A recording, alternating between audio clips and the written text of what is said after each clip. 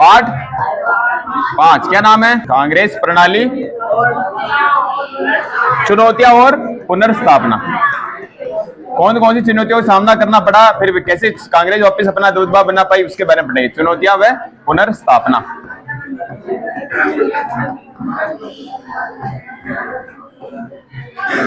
ठीक है, देखो हमने पढ़ा जवाहरलाल नेहरू की मृत्यु कब होती है? मई 1964 में। मई 1964 में नेहरू जी की मृत्यु हो जाती है, क्योंकि 1 साल से लंबे बीमार चल रहे थे वो, और नेहरू जी की मृत्यु हो जाती है। फिर संकट आता है कि प्रधानमंत्री किसको बनाया जाए। ठीक है, अब देखो अपन पढ़ते हैं कि नेहरू जी बाद प्रधानमंत्री कौन बनते हैं? लाल बहादुर शास्त्री। लेकिन बीच में 10-12 दिन कार्यवाहक प्रधानमंत्री बनाया जाता है। किसको? गुलजारी लाल नंदा को। किसको? ये तुम्हें याद रखना। कार्यवाहक प्रधानमंत्री क्या काम करता है? जैसे एक अकस्मात एकदम से किसी प्रधानमंत्री की मृत्यु हो जाए तो 5-10 दिन व्यवस्था चलाने के लिए कोई चाहिए, तो उसको बनाया जाता है कार्यवाहक प्रधानमंत्री। और गुलजारी लाल नंदा को 1 बार नहीं 2 बार बनाया जाता है। तो गुलजारी लाल नंदा क्या बनते हैं? पहले कार्यवाहक प्रधानमंत्री। कार्यवाहक प्रधानमंत्री। ठीक है, अब नेहरू जी मृत्यु हो गई मई 1964 में। बहुत सारों लगा, तुम्हें देख लो। भारत के बाहर से बहुत लोगों को संदेह था कि भारत में लोकतंत्र खत्म हो जाएगा, यहाँ पे किसका शासन हो जाएगा? सेना का शासन। किसका? सेना का शासन। क्यों? उन्होंने नेहरू जी करिश्माई व्यक्तित्व है, अब वो चले गए, अब देश की बागडोर कौन संभालेगा? लोकतंत्र विफल हो जाएगा। लेकिन ऐसा कुछ नहीं हुआ। कांग्रेस ने एक बैठक की अपनी समितियों की, सबकी, सबने रजामंदी की, और नेता बनाया जाता है, प्रधानमंत्री बनाया जाता है लाल बहादुर शास्त्री को। शास्त्री जी क्यों बनाया जाता है? क्योंकि शास्त्री जी शास्त्री जी एक स्पष्ट छवि के नेता थे, साफ सुथरी छवि थी शास्त्री जी की। शास्त्री जी पहले केंद्रीय मंत्री भी रहे हुए हैं, एक बार वो रेल मंत्री थे, और एक बहुत रेल बड़ी दुर्घटना हो गई, तो शास्त्री जी ने अपना नैतिक कर्तव्य मानते हुए अपना इस्तीफा दे दिया। अच्छे शास्त्री जी थे, बहुत अच्छे व्यक्ति थे, आप कभी पढ़ना इनके बारे में टाइम मिले तो शास्त्री जी फिर क्या बनाया जाता है? भारत का प्रधानमंत्री। और 2 साल भी नहीं रह पाए, लेकिन इनके समय 2 संकट आते हैं। एक संकट तो कौन सा आता है? खाद्यान्न का संकट। कौन सा? खाद्यान्न संकट, कल भी बताया था मैंने, खाद्यान्न संकट। और एक होता है इनके समय युद्ध। कौन सा युद्ध? भारत पाकिस्तान युद्ध। 1965 में होता है भारत पाकिस्तान युद्ध। और युद्ध के बाद एक समझौता होता है। कौन सा होता है? कौन सा? ताशकंद समझौता। कब होता है ताशकंद समझौता? 10 जनवरी 1966। 10 जनवरी 1966। कहां पे होता है ये? ताशकंद के अंदर। ताशकंद किसकी राजधानी है? उज्बेकिस्तान की। ताशकंद समझौता। और इसके बाद इनकी मृत्यु हो जाती है रहस्यमय परिस्थितियों में। अब देखो शास्त्री जाते हैं ताशकंद समझौता करने, वहां पे उनकी रहस्यमय परिस्थितियों में मृत्यु हो जाती है। वापस कार्यवाहक प्रधानमंत्री किसको बनाया जाएगा? गुलजारी लाल नंदा को। कुछ समय के लिए गुलजारी लाल नंदा। मैं पूरी कहानी बता रहा हूं, फिर समझा दूंगा। कहानी समझा रहा हूं, फिर बता दूंगा ना। गुलजारी लाल नंदा क्या बनते? वापस कार्यवाहक प्रधानमंत्री। यानी तुम्हें याद क्या रखना है? गुलजारी लाल नंदा कितनी बार कार्यवाहक प्रधानमंत्री बनते हैं? 1 बार तो नेहरू जी मृत्यु के बाद, और एक शास्त्री जी की मृत्यु के बाद। अब बात आती है कि प्रधानमंत्री किसको बनाया जाए। 2 व्यक्तियों में कंपटीशन है। कितने में? 2। एक तो है इंदिरा गांधी। कौन है? इंदिरा गांधी। और एक कंपटीशन है मोरारजी देसाई। किसके बीच है? मोरारजी देसाई वृद्ध नेता थे, नवा आदमी वृद्ध नेता थे। पहले ये महाराष्ट्र यानी बंबई प्रांत होता था पहले। 1960 में महाराष्ट्र गुजरात बनना, 1960 पढ़ते अपन। उससे पहले कौन सा था? बंबई प्रांत था। उसके ये मुख्यमंत्री भी रहे हुए हैं। और वृद्ध नेता थे, कांग्रेस के वरिष्ठ नेता थे, इनका दबदबा था पार्टी में। लेकिन वहां पे कांग्रेस में समूह चलता है, गुट चलता है। क्या चलता है? गुट। उसका नाम है सिंडिकेट। क्या नाम है? ये तुम्हें नाम याद रखना है। सिंडिकेट क्या होता है? कांग्रेस के वरिष्ठ सदस्यों का, जिनका कांग्रेस पर दबदबा होता है, उनका क्या होता है? एक गुट। यानी कांग्रेस के वरिष्ठ सदस्य जिनका पार्टी पर क्या होता है? दबदबा, उनका गुट क्या कहलाता है? सिंडिकेट। तो कांग्रेस के वरिष्ठ सदस्यों का गुट, जिनका पार्टी पर दबदबा आता है, वरिष्ठ सदस्यों का गुट। समझ में आ रहा है? कांग्रेस के वरिष्ठ सदस्यों का गुट सिंडिकेट होता है। अब सिंडिकेट क्या फैसला लेता है? सिंडिकेट फैसला लेता है प्रधानमंत्री किसको बनाया जाएगा? इंदिरा गांधी को। मेरी बात समझो, इंदिरा गांधी को प्रधानमंत्री क्यों बनाया जाता है? सिंडिकेट के लोगों ने सोचा कि इंदिरा गांधी को राजनीतिक अनुभव नहीं था, ज्यादा कोई पार्टी अनुभव नहीं है, तो अपन क्या बनाएंगे? कठपुतली सरकार। कैसी? कठपुतली सरकार। मतलब क्या होगा कि इंदिरा गांधी शासन करेगी, नाम किसका होगा? इंदिरा गांधी का, लेकिन काम कौन करेंगे? अपन। और इसका एक नेता होता सिंडिकेट का मेन, उसका नाम तुम्हें याद रखना, के कामराज। क्या नाम है? के कामराज। ये पहले तमिलनाडु के मुख्यमंत्री भी रहे हुए, वरिष्ठ नेता थे कांग्रेस के कामराज, सिंडिकेट के मेन सदस्य। तो के कामराज से प्रधानमंत्री कौन बनती है? इंदिरा गांधी। एक नेता हुए अपने कांग्रेस के नेता हुए अपने, बाद में कांग्रेस छोड़ दी उन्होंने, राम मनोहर लोहिया। क्या नाम है? राम मनोहर लोहिया। जब वो संसद में गए, इंदिरा गांधी प्रधानमंत्री बनी। अब इंदिरा गांधी बेटी रहती बिल्कुल, कभी बोलती नहीं। वो देखा प्रधानमंत्री बोल रहा है कौन, जहां न बोलना जो तो बोल रहा बढ़िया न बोल रहे। तो राम मनोहर लोहिया ने इंदिरा गांधी क्या कहा? गूंगी गुड़िया। क्या कहा? ये तुम्हें याद रखना कि इंदिरा गांधी को गूंगी गुड़िया किसने कहा? राम मनोहर लोहिया ने, कि गूंगी गुड़िया बोले ही कौन है, लान बोल लिया तो। लेकिन बाद में जो इंदिरा गांधी ने अपना नाम कमाया, गूंगी गुड़िया बोली तो इसी बोली कि मैं नग नाड़ता रह गया। समझ नहीं? हाँ, गूंगी गूंगी, अरे गूंगी गुड़िया। गुड़िया कैसी है? गूंगी, जो कभी बोलती नहीं। किसने कहा? राम मनोहर लोहिया। राम मनोहर लोहिया ने इंदिरा गांधी क्या कहा? गूंगी गुड़िया। ठीक है, तो इंदिरा गांधी बन जाती हैं प्रधानमंत्री। फिर इसके बाद चुनाव होते हैं। पहले लोकसभा चुनाव कब होते हैं? 1952 में। पहले हो गए 1952 में। ठीक है, फिर 5 साल जोड़ो, दूसरे कब होंगे? 1957 में। फिर 5 साल जोड़ो, तीसरे कब होंगे? 1962। और 5 साल जोड़ो, कितने कब होंगे? 67। सही है। तो इंदिरा गांधी प्रधानमंत्री कब बनती है? 1966 में बनती है। 10 जनवरी 1966 को लाल बहादुर शास्त्री मृत्यु हो जाती है ताशकंद में। उसके बाद गुलजारीलाल नंदा को कार्यवाहक प्रधानमंत्री बनाया जाता है। फिर बनती है प्रधानमंत्री इंदिरा गांधी, और उसके अगले साल चुनाव होते हैं 1967 में। अब देखो, पहली बार ये चुनाव था कांग्रेस का, जो नेहरू जी के बिना लड़ा जा रहा था। इससे पहले नेहरू जी ने लगा था 3 बार, नेहरू जी मृत्यु हो गई। कांग्रेस का कोई नया नेता है नहीं इतना दमदार। इंदिरा गांधी कितनी लोकप्रियता उसमें नहीं थी 1967 में। तो नेहरू जी के बिना पहला चुनाव लड़ा गया, चौथे लोकसभा के आम चुनाव। और इस चुनाव में कांग्रेस को भारी असफलता हाथ लगती है। केंद्र में सरकार अपनी बना लेती है, लेकिन उसको बहुत सारे राज्यों में पटखनी खानी पड़ती। कितने राज्यों में? 7 + 2 बराबर 9। 9 राज्यों में कांग्रेस अपनी सरकार नहीं बना पाती। 9 राज्यों में कांग्रेस हार जाती है। कौन से चुनाव में? 1967 के चुनाव में। इसमें लोकसभा चुनाव भी होते हैं और विधानसभा चुनाव भी साथ साथ होते हैं। तो लोकसभा जीत जाती है, लेकिन इसमें हार जाती है। कितने राज्यों में? 7 + 2 बराबर 9। मैंने ऐसा क्यों लिखा समझो। 7 राज्यों में कांग्रेस को स्पष्ट बहुमत नहीं मिला। 7 राज्यों में कांग्रेस स्पष्ट बहुमत नहीं मिला। 2 में जो 2 राज्य थे ऐसे, जो भी कांग्रेस के नेता थे, उन्होंने क्या कर लिया? दल बदल। क्या कर लिया? जैसे भी राघव चड्ढा ने किया था, वैसे क्या कर लिया उन्होंने? दल बदल कर लिया। तो 7 + 2 9 राज्यों में कांग्रेस अपनी सरकार नहीं बना पाती है। और उसमें एक कहावत थी कि अगर आप दिल्ली से हावड़ा जाओ, हावड़ा कहां पड़ता है? कलकत्ता में। तो आप दिल्ली से हावड़ा जाओ तो आपको कोई भी कांग्रेस का राज्य सरकार वाला नहीं मिलेगा। ऐसी कहावत होने लगी। तो 1967 के चुनाव में केंद्र में सरकार बन जाती है कांग्रेस की, लेकिन कितने राज्यों में? 9 राज्यों में कांग्रेस अपनी सरकार नहीं बना पाती। बात पहले पड़ी, अब मैं रिवीजन कराई को। देखो, 1964 के मई में नेहरू जी की मृत्यु हो गई। भारत से बाहर के बहुत से लोगों को संदेह था कि यहां नेहरू के बाद लोकतंत्र कायम भी रह पाएगा या नहीं।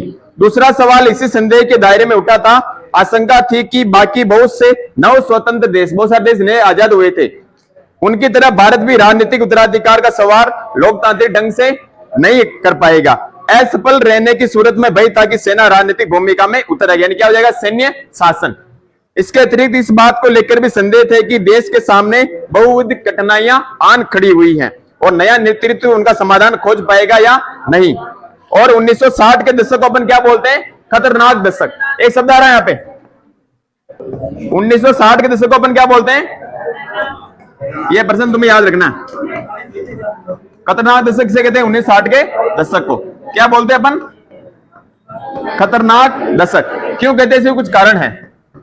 1960 का दशक में क्या होगा? 1960 से 1970, 1960 से 70 ही होगा। इस समय क्या होते हैं? भारत के 2 प्रधानमंत्री मृत्यु हो जाती है। जल्दी जल्दी 2 प्रधानमंत्री बनते हैं, लाल बहादुर शास्त्री फिर इंदिरा गांधी। हाँ क्या हुआ? हाँ लिख लीजिए। देखो, मैं कह रहा हूं 1960 के दशक क्या बोलते हैं? खतरनाक दशक, क्योंकि इस समय 2 प्रधानमंत्री जल्दी जल्दी मृत्यु होती है। खाद्यान्न संकट अपने होता है, भारत बहुत सारे युद्ध से जूझ रहा होता है, आर्थिक स्थिति कमजोर होती है, इसलिए 1960 के दशक को बोलते हैं खतरनाक दशक। क्योंकि गरीबी, क्या कारण दे रखे इसमें, कारण भी देख लो।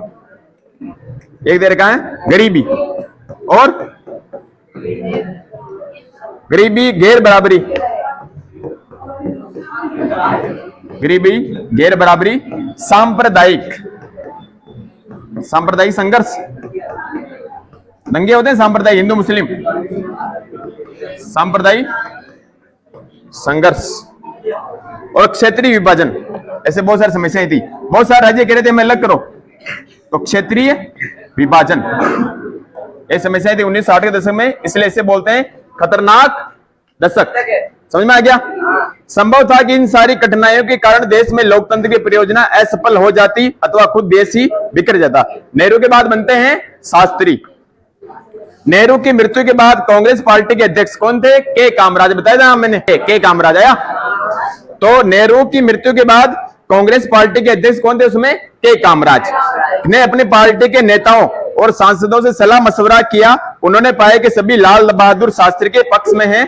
शास्त्री कांग्रेस संसदीय दल के निर्विरोध नेता चुनेगी। निर्विरोध यानी किसी ने विरोध नहीं किया। बैठक में सभी ने कहा कि हमारा प्रधानमंत्री कौन बनेगा? लाल बहादुर शास्त्री। और इस तरह वे देश के प्रधानमंत्री बने। शास्त्री उत्तर प्रदेश के थे। कहां के थे ये? उत्तर प्रदेश के थे। और नेहरू के मंत्रिमंडल में कई सालों तक मंत्री भी रहे थे। मैंने बताया रेल मंत्री रहे। उनको लेकर कभी किसी किस्म का विवाद भी नहीं उठा, यानी साफ सुथरी छवि थी। अपने आखिरी सालों में नेहरू उन पर ज्यादा से ज्यादा निर्भर होते गए। शास्त्री अपनी सादगी और सिद्धांत निष्ठता के लिए प्रसिद्ध थे। एक दफा वे बड़ी रेल दुर्घटना की नैतिक जिम्मेदारी लेते हुए रेल मंत्री पद से इस्तीफा दे चुके थे। शास्त्री 1964 से 1966 तक देश के प्रधानमंत्री बने। क्या बोल रहा?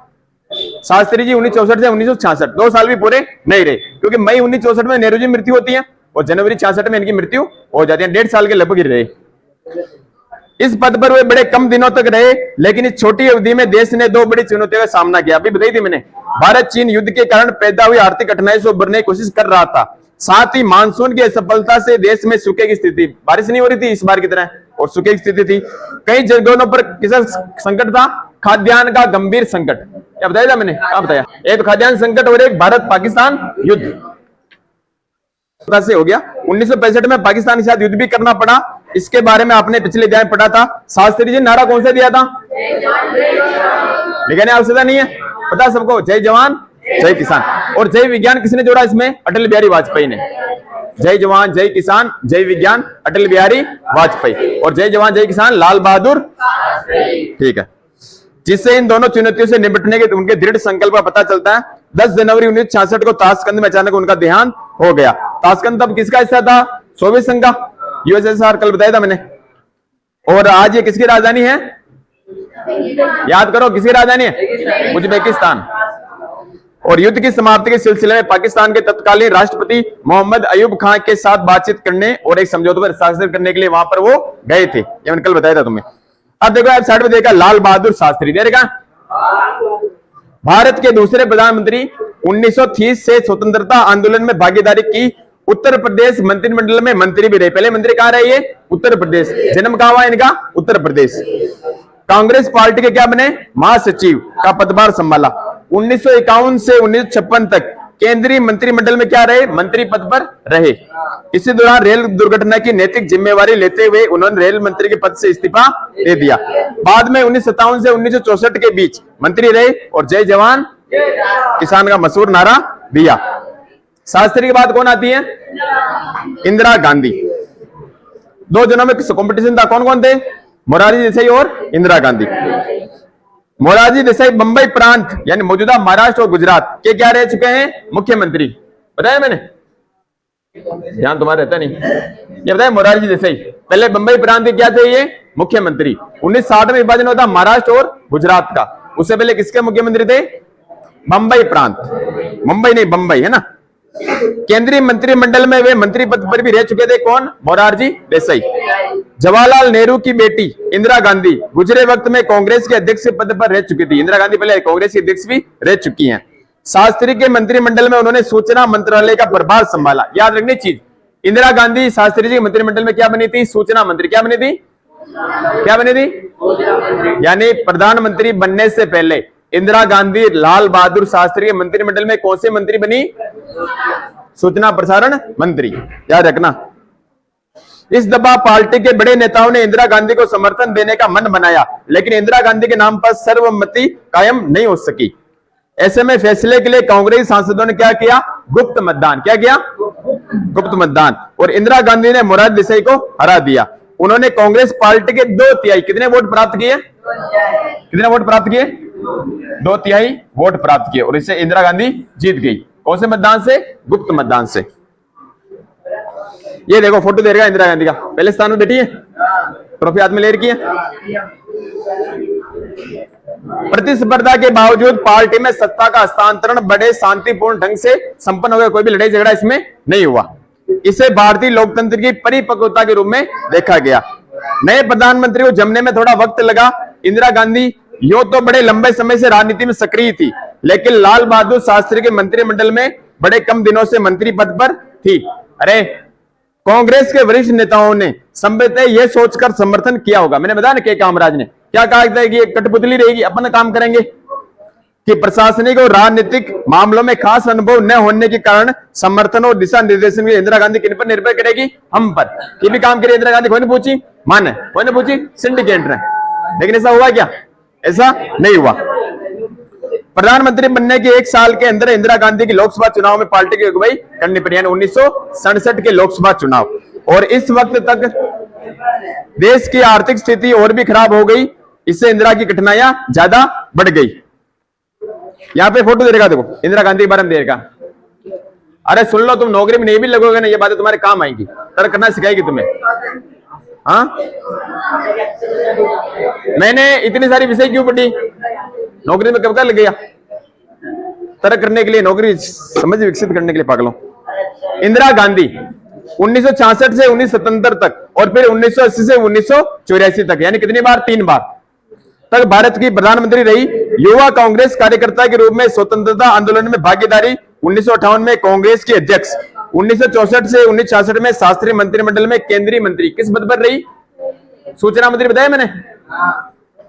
1967, 1971 और 1980 के आम चुनाव में कांग्रेस पार्टी को अपने नेतृत्व में विजयी बनाया और एक नारा दिया, गरीबी हटाओ। क्या कहा? गरीबी हटाओ। और विपक्ष ने कहा इंदिरा को हटाओ। इन्होंने कहा गरीबी हटाओ, और जो विपक्ष था जनसंघ पार्टी, उन्होंने क्या कहा? जनता पार्टी, उन्होंने कहा कि इंदिरा को हटाओ। तो गरीबी हटाओ नारा किसने दिया? इंदिरा गांधी। 1971 के युद्ध में जीत का श्रेय और प्रीवी पर्स की समाप्ति। अब प्रीवी पर्स बताऊं? प्रीवी पर्स बताऊं? प्रीवी पर्स की समाप्ति, एक शब्द आ रहा है, इंदिरा गांधी ने कुछ काम किए थे बहुत खतरनाक, एक शब्द आ रहा है प्रीवी पर्स की समाप्ति। बताऊं? पहले क्या होता? राजा महाराजा थे बहुत सारे, तो उनको क्या मिलता थी? एक पेंशन मिलती थी। क्या मिलती थी? पेंशन। उसका नाम था प्रीवी पर्स। क्यों? राजा को एकीकरण किया तो राजा कैसे माने? तो उनको कहा जब तक आप जीवित रहोगे आपको क्या मिलेगी? पेंशन। तो लोगों ने विरोध किया बाद में इंदिरा गांधी के चुनाव के समय कि आप प्रीवी पर्स को समाप्त करो, क्योंकि देश पहले क्या है? गरीब है। प्रीवी पर्स समाप्त करो। प्रीवी पर्स राजा महाराजाओं की, बड़े बड़े लोगों की कैटेगरी। तो इंदिरा गांधी ने प्रधानमंत्री बनते क्या किया? प्रीवी पर्स की समाप्ति। और बहुत सारे बैंक क्या थे? सभी बैंक निजी थे, प्राइवेट बैंक थे। क्या थे? Private bank. तो चाहे जितना ब्याज ले रहे, चाहे जितना कर्जा दे रहे हैं, चाहे जिस जमीन हड़प रहे हैं, लफड़ा था। तो इंदिरा गांधी ने क्या? बैंकों का राष्ट्रीयकरण। क्या किया? 1969, 1975 में क्या किया? बैंकों का राष्ट्रीयकरण। खतरनाक कदम था उस समय। आज तो निजीकरण चल रहा है वापिस देश में, लेकिन इंदिरा गांधी ने क्या? बैंकों का राष्ट्रीयकरण। तो प्रीवी पर्स की समाप्ति कर दी, बैंकों का राष्ट्रीयकरण कर दिया और नारा दिया गरीबी हटाओ, गरीबी हटाओ। हाँ क्यों? उसने प्रयास किए थे। 1971 युद्ध में जीत का श्रेय, प्रीवी पर्स की समाप्ति, बैंकों का राष्ट्रीयकरण और एक परमाणु परीक्षण पढ़ा हमने। भारत का पहला परमाणु परीक्षण बुद्धा इस्माइल, वो भी किसके समय हुआ? इंदिरा गांधी के समय, 1974 में भारत का पहला परमाणु परीक्षण। यानी इंदिरा गांधी के ऐतिहासिक कदम आ रहे हैं यहाँ पे। प्रीवी पर्स की समाप्ति, बैंकों का राष्ट्रीयकरण, परमाणु परीक्षण करना, गरीबी हटाओ का नारा देना और पर्यावरण संरक्षण के कदम भी उठाए। जवाहरलाल नेहरू की पुत्री और 31 अक्टूबर 1984 के दिन उनकी हत्या कर दी गई। हत्या कहानी में कभी बताऊंगा तुम्हें कैसे हुई थी। कभी बताएंगे कहानी तुम्हें, तुम्हारा आएगा आगे तो, ठीक है। अब आया चौथा आम चुनाव, मैंने बताया था अभी रिवीजन करा ऑफिस में। चौथा आम चुनाव कब होता है? 1900। अरे चौथा लोकसभा चुनाव कब होता है? लोकसभा विधानसभा साथ होता है 1967। मैंने बताया कितने राज्यों में सरकार गिरी? 7+2, 9 राज्यों में। 7 राज्यों में स्पष्ट बहुमत नहीं मिला, 2 राज्यों के नेताओं ने क्या कर लिया? दल बदल। पहले चुनाव लड़ा कांग्रेस से, बाद में अलग पार्टी में चले गए। समझ में आ रहा है? ठीक है। इंदिरा गांधी की सरकार के शुरुआती फैसलों में एक था रुपए का अवमूल्यन करना। जब इंदिरा गांधी सरकार बनी 1967 में, एक काम किया उन्होंने, क्या किया? रुपए का अवमूल्यन। कौन बताएगा मुझे क्या होता है इसका मतलब? रुपए का अवमूल्यन बताओ। अभी 1 रुपया कितना है? $1। $1 कितना है? लगभग 96 97 होगा, ये लगभग है ना, ये है। पहले 1 रुपया कितना? $1 कितना था? 5 रुपए कितना था?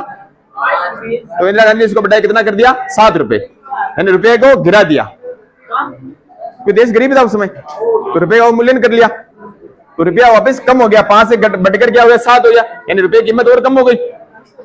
ठीक है, तो इंदिरा गांधी का फैसला क्या था? रुपए का अवमूल्यन करना। इससे देश में बहुत सारी आर्थिक स्थिति खराब हुई, गंभीर संकट आए।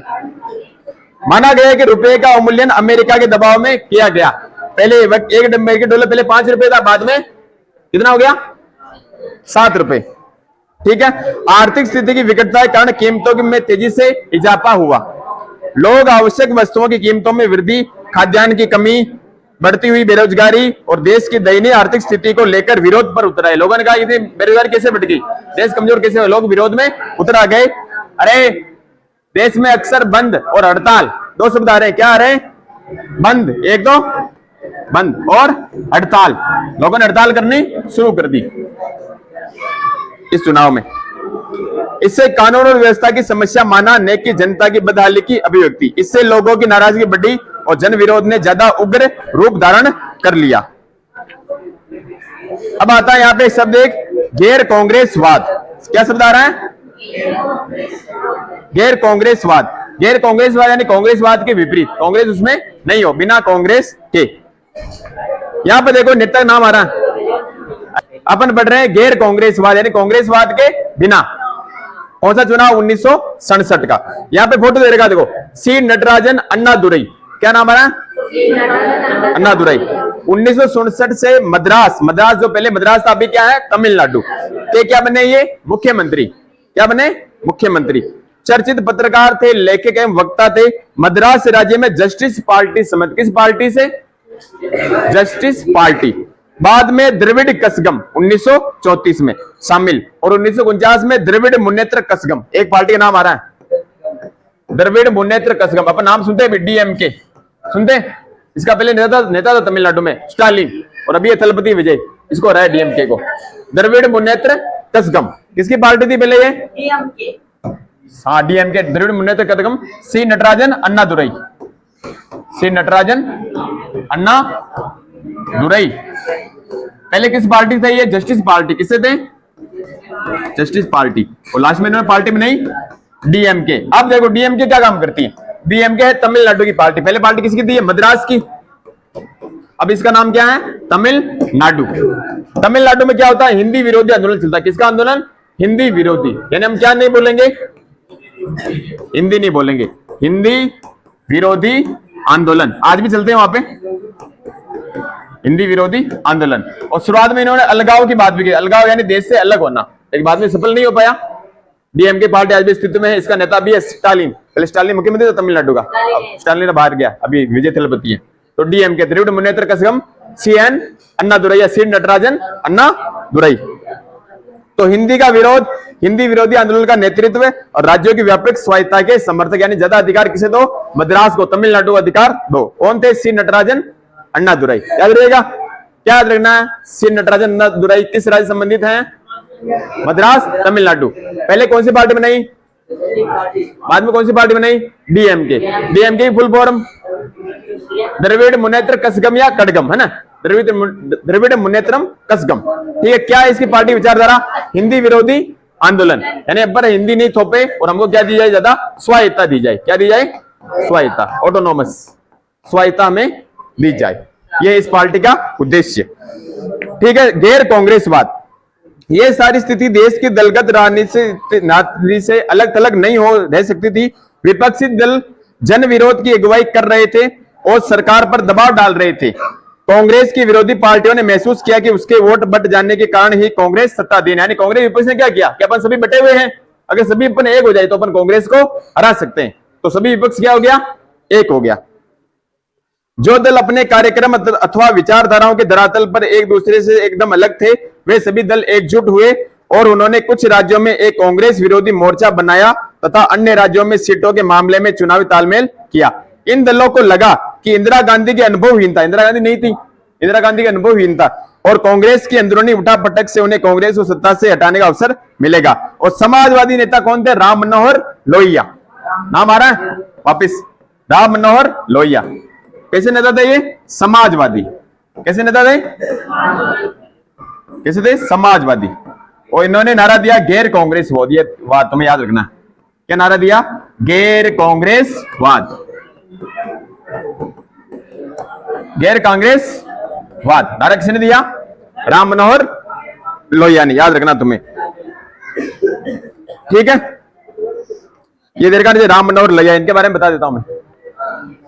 समाजवादी नेता एवं विचारक, स्वतंत्रता सेनानी एवं कांग्रेस सोशलिस्ट पार्टी के सदस्य। पहले कांग्रेस सोशलिस्ट पार्टी के सदस्य थे, कौन, राम मनोहर लोहिया। मूल पार्टी विभाजन के बाद सोशलिस्ट पार्टी एवं बाद में संयुक्त सोशलिस्ट पार्टी के नेता। 1963 से 1967 तक लोकसभा सांसद और दो पत्रिकाएं थी इनकी, मैनकाइंड और जन। कौन कौन सी थी, मैनकाइंड अंग्रेजी में, जन हिंदी में। गैर यूरोपीय समाजवादी सिद्धांत के विकास में मौलिक योगदान, विचारधारा का संयोजन। गैर कांग्रेसवाद के रणनीतिकार कौन थे, राम मनोहर लोहिया। क्या नारा दिया, गैर कांग्रेसवाद, चाहिए कौन, पिछड़े वर्गों के आरक्षण की वकालत और अंग्रेजी विरोध के अलावा ऐसे राजनीतिक नेतागिरों में चर्चित जिन्होंने नेहरू के खिलाफ मोर्चा खोला। अब आता चुनाव का जनादेश। मैंने बताया 1967 का चुनाव नेहरू जी बिना लड़ा जा रहा था पहली बार। ठीक है, अब इसमें चुनाव होता है 1967 में। होता क्या कि सिंडिकेट ने नेता किसको बनाया, इंदिरा गांधी को। क्या सोचा कि इंदिरा गांधी राज करेगी, नाम इसका रहेगा, काम अपन करेंगे। पर इंदिरा गांधी बात उनकी नहीं मानी, धीरे धीरे चुनाव होते 1967 के।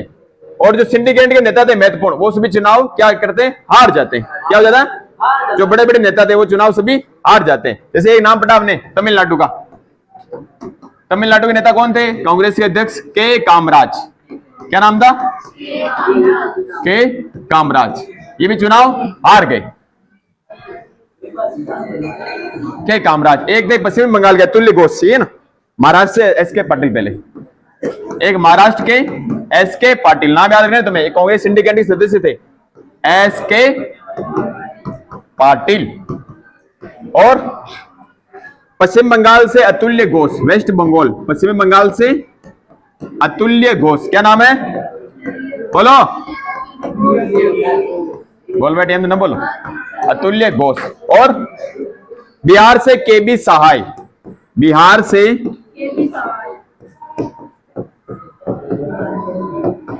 बसवाड़ करो जितना कोई बढ़िया ना पटाओ, जो कुछ लिखा जाओ करा। बिहार से केबी सहाय। सभी को क्या हुई, चुनाव में हार मिली। क्या मिली, हार। यानी सिंडिकेट समूह कांग्रेस पर अपना दबदबा बनाए रखता था, वरिष्ठ नेता को समूह, पूरा नाम नहीं चला था, याद कर लीजिए 1967 के। अब देखो के कामराज बहुत महत्वपूर्ण नेता थे। लाल बहादुर शास्त्री प्रधानमंत्री इन्होंने बनाया, और इनको भी नेता प्रधानमंत्री इन्होंने बनाया, के कामराज। 5 मिनट। तो 1967 के चुनाव, इनमें इन्होंने सोचा, सिंडिकेट ने, इंदिरा गांधी को अपनी सभा हटाएंगे, और खुद भी हट गए, चुनाव हार गए। तो कौन कौन थे, तमिलनाडु के, बोलो बोलो, महाराष्ट्र से, पश्चिम बंगाल से और बिहार से केबी सहाय। सभी क्या हो गए, चुनाव हार गए। केबी क्या हो गए, हार गए। और वापस किसका राज हो गया, इंदिरा गांधी का। बात बोले बड़ी। ये देखो नक्शा दे देगा, यहाँ पे देगा लाल रंग, लाल रंगों में यहाँ पे सरकार नहीं बनी, ये राज्य ऐसे रह गए बिना कांग्रेस के। दिख रहे, उत्तर प्रदेश, दिल्ली, पंजाब दिख रहा, बिहार, पश्चिम बंगाल, उड़ीसा, ये देखो सभी लाल रंग वाले। नीचे भी देख लो, केरल देख लो, मद्रास देख लो, यहाँ पे इसकी सरकार नहीं बनी कांग्रेस की। यानी 9 राज्यों में 7+2 राज्यों में कांग्रेस की सरकार नहीं बन पाई। यानी चुनाव में इसको असफलता मिल जाती है, लेकिन केंद्र में बन जाती है। ठीक है, अब अपन पढ़ेंगे कल गठबंधन। क्या पढ़ेंगे? कल पढ़ेंगे गठबंधन। अब करते हैं रिवीजन। देखो अब पार्ट 5 का नाम क्या है? बोलो। कांग्रेस प्रणाली, चुनौतियां और पुनर्स्थापना। ठीक है। मई 1964 में क्या होता है? मृत्यु। फिर कार्यवाहक प्रधानमंत्री किसको बनाते हैं? भारत के पहले कार्यवाहक प्रधानमंत्री। ठीक है। फिर प्रधानमंत्री कौन बनते हैं? लाल बहादुर शास्त्री। दो संकट थे इनके समय। पहला संकट, दूसरा नारा कौन सा दिया? ठीक है। फिर समझौता होता कौन सा?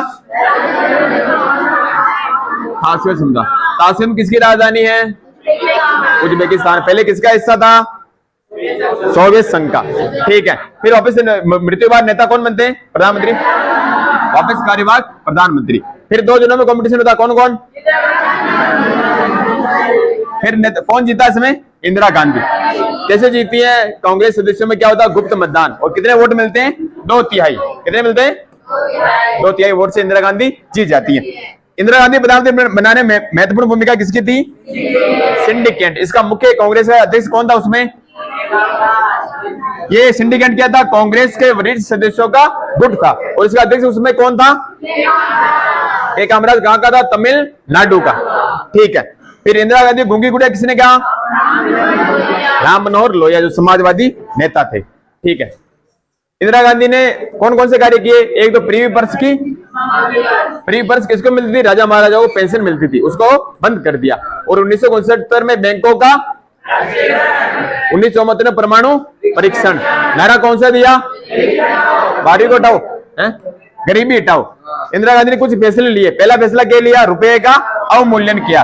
पहले $1 कितना था? 5 रुपए। इससे घटकर कितना हो गया? 7 रुपए।